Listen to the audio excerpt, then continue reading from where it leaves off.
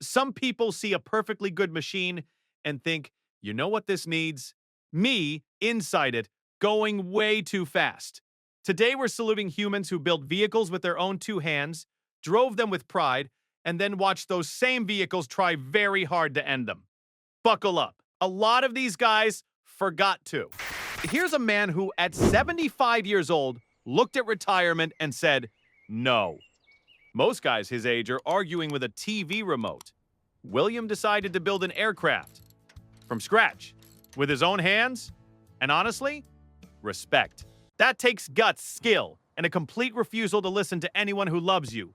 So he finishes it. A homemade ultralight sitting in his own backyard next to his own personal little landing strip. Because, of course, he had a landing strip. This is a man who does not do things halfway. The big day comes. First flight ever. He climbs in, fires it up, and that flimsy little machine actually lifts off the ground. He's flying. 75 years old, in a plane he built himself. For a few seconds, he's the coolest grandpa on planet Earth. And then the trees show up. The aircraft drifts straight into a stand of tall trees across the road and gets stuck, wedged up in the branches about 60 feet off the ground. 60 feet! That's a 6-story building. So now Grandpa is a kite. Here's the thing. He survived the crash. He was up there, alive, tangled in the branches. Rescuers were on the way. People were literally yelling at him, "Stay there! Don't move! Help is coming!" And that, right there, was the moment to listen. He climbed down instead, got about 20 feet, and the rest of the way he fell. Around 40 feet, the crash didn't get him. The climbing down did. He passed away that night. A brave man, a real builder, undone not by the sky, but by impatience. Sometimes surviving is the easy part, and waiting is the hard one. James West, 53 years old, had the dream. The one where you don't buy a plane, you make a plane. There's a special kind of confidence in that. Buying a plane means trusting a factory full of engineers. Building your own means trusting you and your garage and that one buddy who knows wiring. So James gets his homemade aircraft out for the big test. And give the man credit, the thing worked. It rolled, it picked up speed, and it actually got off the ground. He's airborne. This is the dream coming true in real time. Every doubter who said that'll never fly is at this exact second completely wrong. The problem with engines is that they have opinions. And somewhere up there, his engine had a very strong opinion, which was, I'm done. It stalled. And a plane with a dead engine isn't a plane anymore. It's just a very heavy, very fancy rock that used to have dreams. The aircraft dropped, clipped a tree on the way down, and hit the ground hard. James was alive when they got to him. Rushed to the hospital. Doctors doing everything they could. But the injuries were too much. And he didn't make it. He wasn't reckless for fun. He wasn't drunk on a rooftop. He was a guy chasing a genuine, beautiful dream to fly something he made with his own hands. This one's a bonding story. A dad and his son in Dewey, Arizona, decided to build an ultralight aircraft together. And you've got to admit, that's sweet. Forget fishing trips and playing catch. These two skipped straight to, let's construct a flying machine in the garage and bet our lives on it. That's a family that does not do small talk. So they finish their creation, and it's time to see if the thing actually flies. They haul it out to Paulden for the maiden voyage. Engine on, wheels rolling, and up it goes. Their homemade plane lifts into the Arizona sky. All those weekends, all that welding, all those arguments about no dad, the bolt goes there, it paid off. For about 60 seconds, they were geniuses. 60 seconds. That's the catch. Roughly a minute into the flight, the part where you're just starting to relax and enjoy the view, the aircraft decided it was done flying. And it came down. Fast. Not a smooth landing, the kind that involves the word crashed in every news report. Now here's the part that makes you exhale. The pilot didn't die. Rescuers found him conscious, awake, talking, the whole deal, just with a collection of broken bones to show for it. which, for a homemade plane falling out of the sky after 1 minute, is borderline a miracle. Sometimes the universe just gives you a warning instead of a bill. Now this man is built different. Franky Zapata didn't want a car or a bike or a plane. He wanted to stand on a board and fly through the air like an action figure. So he invented one, a jet-powered board you stand on, with little turbines, a backpack full of kerosene, and your own body balance as the steering wheel. No cockpit, no seatbelt. Just vibes and jet fuel. In 2019, he announced he'd cross the English Channel on it. The whole English Channel, standing on a flaming surfboard over open water between two countries. And he almost made it. Halfway across, he had to land on a refueling boat to top up the tank. And instead of landing on it, he basically crashed into it. Board destroyed, body totally fine. He climbed out of the water, mildly annoyed, like a man who dropped his phone, not a man who just fell out of the sky. Most people would take that as a sign. Franky took it as a challenge. Fast forward to 2022, an air show in Biscarrosse. Big crowd. He lifts off the flying board, and almost immediately something's wrong. One of the jets isn't cooperating, and he starts to spin, then spin faster. He's climbing 20 meters, 60 plus feet up, while rotating like a human fidget spinner that's having a really bad day. And then down he goes, twirling all the way into the water. And the man walks away. Again. Not seriously hurt. Again. At this point, you have to assume Franky Zapata has personally annoyed Death so many times that Death just sighs and lets him go. He keeps building, keeps flying, keeps falling, keeps surviving. Okay. Picture a garden chair. The cheap kind. The one you sit in to drink lemonade and avoid your relatives. Now picture a British guy looking at that chair and thinking, what if this could fly? And then, and this is the important part, actually making it happen. This man, known online as Gas Turbine 101, built a flying machine out of 54 propellers. 54! Each one about 18 inches across, all spinning at once, bolted together into a giant buzzing platform with a single garden chair plopped in the middle. The internet nicknamed the whole thing the Swarm because it sounds and looks exactly like an angry cloud of mechanical bees that decided to start a furniture business. And here's the wild thing. It flies. Sort of. He sits in his little throne, fires up all 54 blades, and the contraption lifts off. Most of the time, it hovers around 4 to 6 feet off the ground, which is the perfect height to look impressive and also break an ankle. At one point, it even climbs to about 15 feet and holds there for a few glorious seconds. 15 feet. In a chair, surrounded by dozens of spinning blades. Now here's the detail that keeps you up at night. Those 54 propellers, spinning inches from his arms, his legs, his everything. No cage, no guard, no protective anything. Just a man, a chair, and 4.5 dozen blades that would very much like to meet his fingers. It worked. Nobody got minced. But the entire time you're watching it, your brain is screaming one thing, buddy. One of those has to come loose eventually. He flew a chair. He kept all his limbs. Frankly, that's 2 wins. Some plans are bad. This plan was a masterpiece of bad. A 40-year-old man in Minnesota looked at a bicycle frame and thought it needed upgrades, so he strapped on a pair of skis. Then a motorcycle exhaust pipe. Then, and this is the chef's kiss, he fueled the whole thing with heat, which is not rocket fuel. It's the antifreeze stuff you pour in your gas tank in winter. He built a rocket bike out of garage clutter and bottle of de-icer.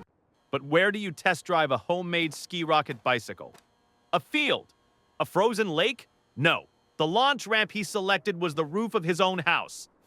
So this absolute legend gets up on his roof, sits on his Frankenstein contraption, and goes for it. And let's give the moment its due. For a heartbeat, he was airborne. He flew off his own home like a stuntman. The neighbor's jaws hit the ground. History was being made. He cleared about 13 feet. Down. Not across. Down. and his landing pad turned out to be a fence. He came off the roof. Gravity did the math, and the fence was waiting to collect.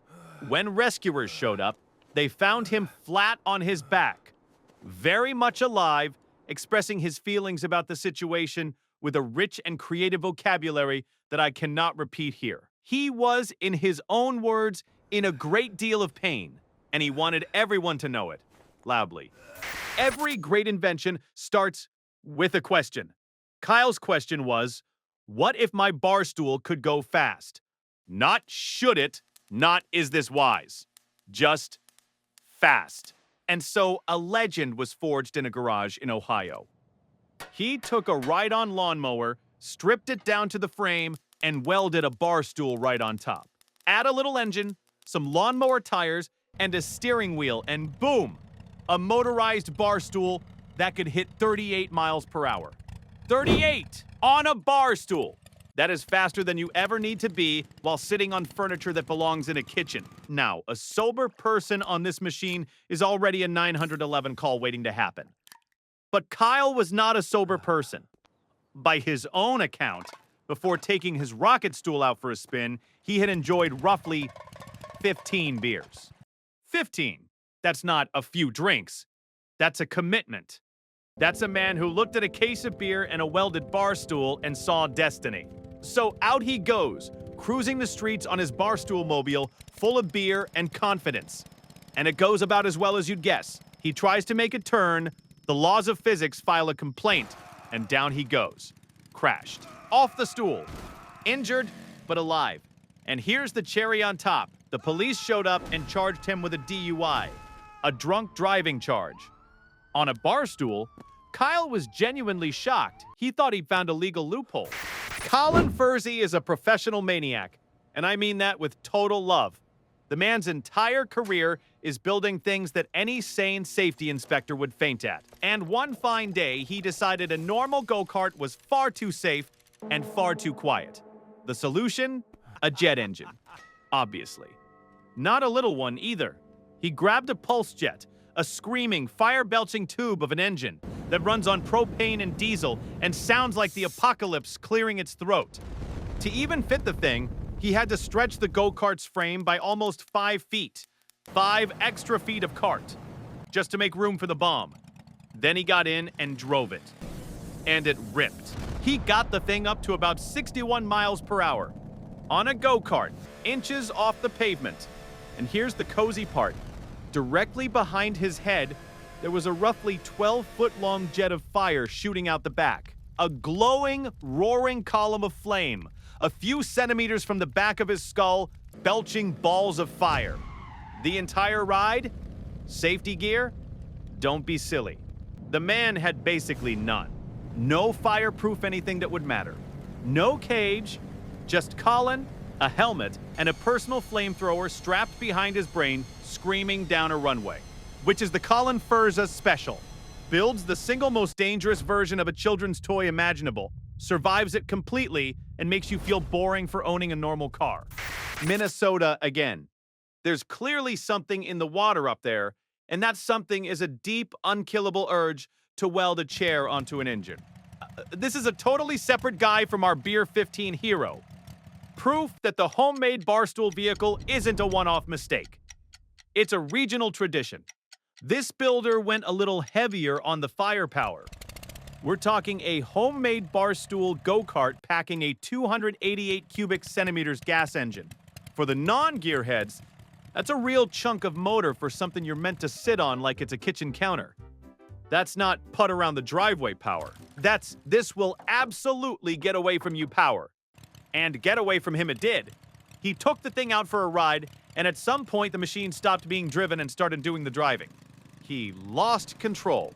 The barstool cart did its own thing, and the laws of physics, which never sign waivers, took over from there. Oh, no. He got thrown from the machine, just launched right off his welded throne. And this wasn't a comedy tumble. The injuries were serious. Real, hospital-level serious. The kind that turns a fun afternoon project into a very long, very uncomfortable story you tell from a hospital bed. By now, you're seeing a pattern. Humans plus go-karts plus jet engines equals a YouTube video and a lot of nervous laughter. Mikka, the guy behind the channel Warped Perception, is firmly in this club. His big idea? Take a go-kart that weighs almost nothing and bolt an actual jet engine to the back of it. And when I say the cart weighs nothing, I mean it. The back end of this thing is around 45 pounds. 45! That's lighter than a bag of dog food. Now strap a jet engine to that featherweight frame, an engine kicking out roughly 70 pounds of thrust, and fuel it up with real jet fuel. The math here is hilarious and terrifying. The engine pushes harder than the entire back of the vehicle weighs. So what does that mean in practice? It means this go-kart does not accelerate. It teleports. When that turbine spools up, all that thrust hits a cart lighter than the engine's own shove, and the thing just leaps. There is no gentle. There is only go. And the test track? A parking lot? The classic homemade death machine venue. No runway, no professional setup, just asphalt, some painted lines, and a man sending a jet-powered lawn toy across it, with jet fuel sloshing in the tank. Here's the suspense, though. It actually runs. The jet fires, the cart screams across the lot, trailing heat and noise, and Matt keeps it together. He doesn't become a hood ornament. He survives, films it, posts it, and a few million people watch and think, that's insane, while quietly wishing they had the garage space to try it themselves. The cart flew, the driver lived. The parking lot will never be the same. This is the one where the laughing stops, so I'll play it straight. Alastair Senior was an ordinary guy with a very cool idea. Build his own hovercraft. He found instructions online, got to work, and actually pulled it off. A homemade machine that could ride on a cushion of air. That part is genuinely impressive. But there was one detail he skipped, and it was the detail that mattered most. A hovercraft works by spinning big blades at high speed to push air. Those blades need a guard, a cage around them. For one obvious reason, spinning things at high RPM sometimes break. And when they break, they become flying knives. His build didn't have that cage. Just the bare, spinning blades and the assumption that nothing would ever go wrong. He took it down to the local beach for a test run, with family and friends nearby to watch the big moment. And for a bit, it worked. The machine ran. The dream was real. Then a blade let go. With no cage to contain it, it came off at full speed. And it struck him fatally from behind in front of the people who loved him. There's no punchline here, and there shouldn't be. The reason this case belongs in the list isn't the gore. It's the lesson. And it's a brutal one. The dangerous part of a homemade machine usually isn't the big, obvious thing. It's the small, boring safety part you leave off because it's a pain to build and probably fine. The cage, the guard, the seatbelt, the unglamorous piece that's the entire difference between a great story and a tragedy. Build the boring part. Always build the boring part. 3 friends from Detroit had an amphibious car, the magical kind of vehicle that drives on the road and then drives right into the water. And they took it out onto Lake Erie. At this point, your survival instincts should be tingling, because Great Lake and homemade-ish boat car is not a combination that ends with everyone home for dinner. So, they're out on the water, a solid 2 miles from shore. 2 miles! That's a long swim on a good day. And this was not about to be a good day, because down underneath the car, the propellers, the things doing the actual moving through water job, got tangled, not in seaweed, in a fishing gill net. The lake basically reached up and grabbed the one part keeping them mobile.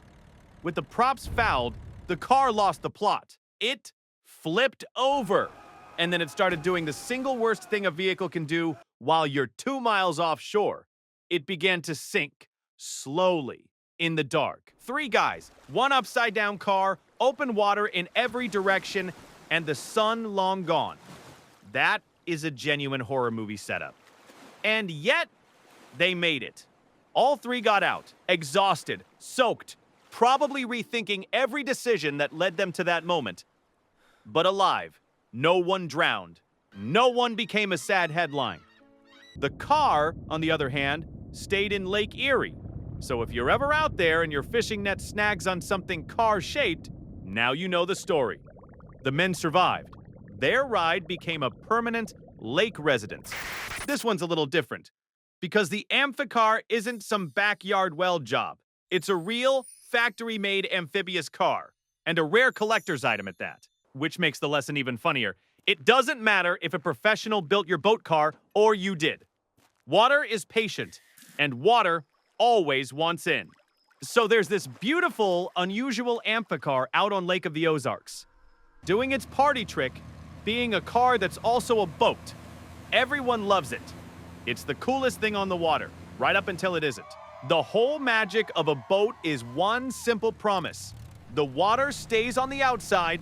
The moment that promise breaks, your boat becomes a very expensive bucket. And on this particular Amphicar, the things responsible for keeping the lake out decided to take the day off. The door seal, the part that's supposed to stop water from sneaking in around the doors, let go. And the bilge pump, the little hero whose entire job is to pump out any water that gets in, also failed. So now water's coming in, and the one device meant to fight back is doing nothing. That's a math problem with only one answer, and the answer is down. The Amphicar sank. The good news, and the reason this isn't a tragedy, the people made it out fine. Everybody survived. The only casualty was a rare, gorgeous amphibious car and somebody's very bad afternoon. And we finish with the kind of guys who look at an electric car in a lake and see absolutely no problem. These are YouTube builders, the people who fix Teslas in a garage and post it for the internet. One day they had a beautiful idea. What if a car could drive on the road and also swim? Boats exist. Cars exist. How hard could it be to staple them together? Spoiler, harder than they thought. So they built it. A homemade electric amphibious car.